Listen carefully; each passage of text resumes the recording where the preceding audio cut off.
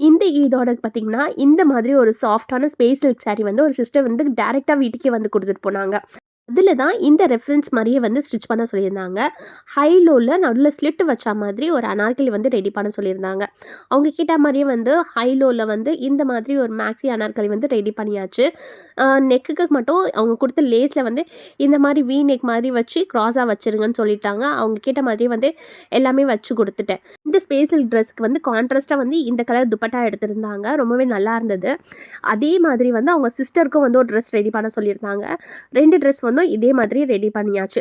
அம்மாக்களுக்கு மட்டும் ரெடி பண்ணா போதுமா? அவங்களோட பசங்களுக்கும் ரெடி பண்ணணும் இல்லையா? அவங்களோட பசங்களுக்கு பார்த்தீங்கன்னா, இந்த மாதிரி சாஃப்ட் ரயான் கிளாத் குடுத்துட்டு, அதில ஒரு அம்பர்லா பிளாசோவும், ஒரு பெப்ளம் டாப்பும் தான் கேட்டிருந்தாங்க. அவங்க கேட்ட மாரியே வந்து இந்த ட்ரெஸ் வந்து நான் ரெடி பண்ணிட்டேன். இதே மாதிரி இன்னொரு பொண்ணுக்கும் வந்து ஆம் இதே சேம் பேட்டர்ன்ல வந்து ரெடி பண்ணியாச்சு.